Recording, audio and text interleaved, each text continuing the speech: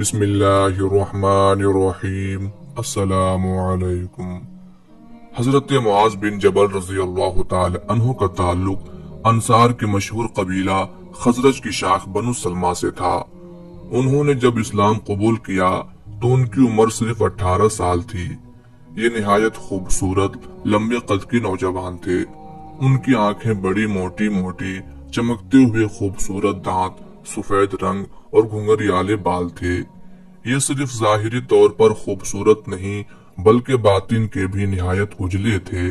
اپنی قوم بنو سلمہ کے نمایاں افراد میں سے تھے۔ نہایت ذہین، فطین اور روشن دل و دماغ کے مالک تھے۔ اللہ کے رسول صلی اللہ علیہ وآلہ وسلم سے نہایت محبت کرتے تھے۔ آپ کی مجلس میں بیٹھے رہتے، قرآن سیکھتے اور اسے حفظ کرتے۔ انہوں نے جلد ہی قرآن کریم حفظ کر لیا۔ یہ ان صحابہ کرام میں سے تھے جن کو مکمل قرآن مجید حفظ تھا۔ حضور نبی کریم صلی اللہ علیہ وآلہ وسلم بھی ان سے خوب محبت فرماتے تھے۔ ان کی زندگی میں ایک بڑا اہم واقعہ رونما ہوتا ہے۔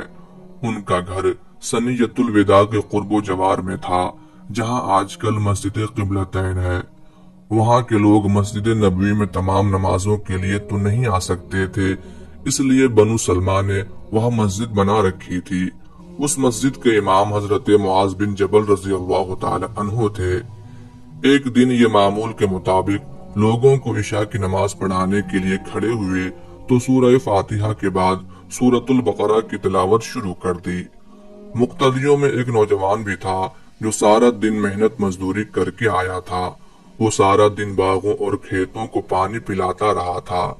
جب قرات طویل ہوتی چلی گئی تو کچھ دیر تو اس نوجوان نے صبر کیا اور پھر آہستہ سے صف سے باہر نکل آیا۔ اکیلے ہی اپنی نماز پڑھی، اونٹنی کی نکیل پکڑی اور گھر کو روانہ ہو گیا۔ حضرت معاذ رضی اللہ تعالی عنہ نے نماز پڑھائی تو لوگوں نے انہیں اس نوجوان کی حرکت کے بارے میں بتایا۔ یہ ایک بڑا منفرد واقعہ تھا۔ حضرت معاذ رضی اللہ تعالی عنہ کہنے لگے، یہ شخص منافق ہے۔ اگلے روز اس نوجوان کو بھی معلوم ہو گیا کہ حضرت معاذ رضی اللہ تعالی عنہ نے اسے منافق کہا ہے۔ یہ شکایت لے کر اللہ کے رسول صلی اللہ علیہ وآلہ وسلم کی خدمت میں حاضر ہو گیا۔ اب دیکھیے حضور نبی کریم صلی اللہ علیہ وآلہ وسلم کا اعلیٰ اخلاق کہ یہ ایک عام سا آدمی تھا، مگر حضور نبی کریم صلی اللہ علیہ وآلہ وسلم اسے کتنی اہمیت دیتے ہیں۔ اسے حسن اتفاق کہیے کہ جب یہ مسجد نبوی میں بارگاہ رسالت مآب میں پہنچا تو حضرت معاذ بن جبل رضی اللہ تعالی عنہ بھی وہاں موجود تھے۔ اس نوجوان نے عرض کی، یا رسول اللہ صلی اللہ علیہ وآلہ وسلم، ہم محنت مزدوری کرنے والے لوگ ہیں، اپنے کھیتوں کو سارا دن پانی دیتے اور شدید محنت کرتے ہیں۔ معاذ رضی اللہ تعالی عنہ ہمیں بڑی لمبی نماز پڑھاتے ہیں۔ کل انہوں نے نماز میں سورۃ البقرہ پڑھی، میں تھکا ہوا تھا، اس لیے میں نے جماعت سے الگ ہو کر نماز پڑھ لی اور گھر چلا گیا۔ اب ان کا یہ خیال ہے کہ میں منافق ہوں۔ ناظرین، اللہ کے رسول صلی اللہ علیہ وآلہ وسلم نے پوری تسلی سے اپنے اس صحابی کی گفتگو سنی اور پھر حضرت معاذ رضی اللہ تعالی عنہ جن سے آپ شدید محبت کرتے تھے انہیں ارشاد فرمایا، کیا تم لوگوں کو فتنے میں مبتلا کرنا چاہتے ہو؟ کیا تم لوگوں کو فتنے میں مبتلا کرنا چاہتے ہو؟ کیا تم لوگوں کو فتنے میں مبتلا کرنا چاہتے ہو؟ جب تم لوگوں کو امامت کراؤ تو چھوٹی چھوٹی سورتیں پڑھا کرو۔ تمہارے پیچھے نماز پڑھنے والوں میں بڑی عمر کے لوگ، ضعیف اور اصحاب حاجت لوگ ہوتے ہیں، ان کا خیال رکھو۔ اور پھر انصاری نوجوان سے مخاطب ہوئے اور ارشاد فرمایا، بھتیجے، ذرا یہ تو بتاؤ کہ جب تم نماز ادا کرتے ہو تو کیا کرتے ہو؟ اس نے بتایا کہ میں سورہ فاتحہ پڑھتا ہوں، جب تشہد میں بیٹھتا ہوں تو میں اللہ تعالیٰ سے دعا کرتا ہوں، اے اللہ، میں تجھ سے جنت کا سوال کرتا ہوں اور جہنم سے بچنے کے لیے تیری پناہ مانگتا ہوں۔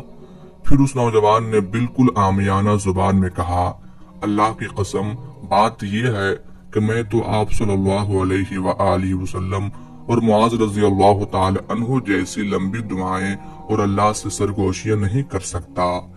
नाज़रीन, हुजूर नबी करीम सल्लल्लाहु अलैहि वआलिहि वसल्लम अपनी उम्मत के लिए कितने शफीक और मेहरबान हैं। अगर सच पूछे तो मुझ समेत कितने ही ऐसे लोग हैं जिन्हें लंबी चौड़ी दुआएं नहीं आती। हम अजमी लोग हैं, जब दुआ के लिए हाथ उठाते हैं तो बस अपनी जबान में जो दुआएं आती हैं मांग लेते हैं। अब देखिए अल्लाह के रसूल के आला अखलाक को कि आप उस नौजवान अंसारी सहाबी को किन अल्फाज में तसल्ली देते हैं। इरशाद फरमाया, फिक्र ना करो, मैं और मुआज भी इसी तरह की ही दुआएं मांगते हैं। जब अहले यमन ने हुजूर सल्लल्लाहु अलैहि वआलिहि वसल्लम से दरखास्त की कि हमारे साथ आप एक ऐसा आदमी भेज दीजिए जो सिर्फ अमीर ही ना हो बल्कि मुअल्लिम भी हो, तो उस मौका पर आप सल्लल्लाहु अलैहि वआलिहि वसल्लम की नजर मुबारक हजरत मुआज बिन जबल रज़ियल्लाहु ताला अन्हु पर पड़ी। चुनांचे आपने उनको इशारा करके बुलाया और कहा कि ए मुआज रज़ियल्लाहु ताला अन्हु, तुम यमन चले जाओ, तुम्हारी वहाँ जरूरत है। फिर आपने तबलीग से मुताल्लिक कुछ नसीहतें फरमाई और उनको वहाँ का गवर्नर मुकर्रर फरमा दिया और कहा कि ए मुआज, वापसी में शायद तुम मुझसे न मिल सकोगे। ये सुनना था कि हजरत मुआज रज़ियल्लाहु ताला अन्हु के आंसू बह पड़े। आप सल्लल्लाहु अलैहि वआलिहि वसल्लम के भी आंसू शिद्दत मोहब्बत की वजह से बह पड़े। फिर जब रवाना होने लगे तो हुजूर सल्लल्लाहु अलैहि वआलिहि वसल्लम पैदल चल रहे थे और हजरत मुआज बिन जबल रज़ियल्लाहु ताला अन्हु सवारी पर थे। हुजूर सल्लल्लाहु अलैहि वआलिहि वसल्लम साथ साथ चलकर नसीहत बल्कि वसीयत फरमा रहे थे। ए मुआज, लोगों के लिए आसानी पैदा करना, मुश्किलात पैदा न करना, उन्हें खुशी और मुसर्रत का पैगाम सुनाना, ऐसी कोई बात न करना जिससे उन्हें दीन से नफरत हो जाए। उस सफर का मंजर भी अजीब था कि महबूब पैदल चल रहे थे और मुहिब सवार। जी हाँ, हुजूर सल्लल्लाहु अलैहि वआलिहि वसल्लम पैदल थे और मुआज बिन जबल रज़ियल्लाहु ताला अन्हु घोड़े पर सवार थे। उस वक्त हुजूर नबी करीम सल्लल्लाहु अलैहि वआलिहि वसल्लम कितने खुश थे, उसका अंदाजा इससे किया जा सकता है कि जब हजरत मुआज रज़ियल्लाहु ताला अन्हु ने अर्ज किया कि अगर मुझे फैसला करने के लिए कुरान और सुन्नत में कोई चीज ना मिले तो अपनी राय से इज्तिहाद करूंगा।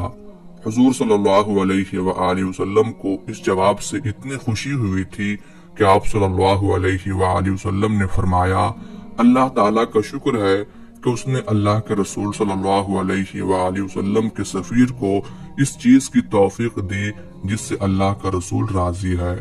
फिर उस वक्त वो हालत भी अजीब थी कि जब हुजूर सल्लल्लाहु अलैहि वआलिहि वसल्लम ने हजरत मुआज बिन जबल रज़ियल्लाहु ताला अन्हु से फरमाया, ए मुआज, हो सकता है आज के बाद तुम मुझसे फिर ना मिल सको, शायद वापसी में तुम्हारा गुजर मेरी मस्जिद और कब्र के पास ही से होगा। ये सुनना था कि उस आशिक़े सादिक के पांव से जमीन निकल गई और ज़ारू कतार रोने लगे।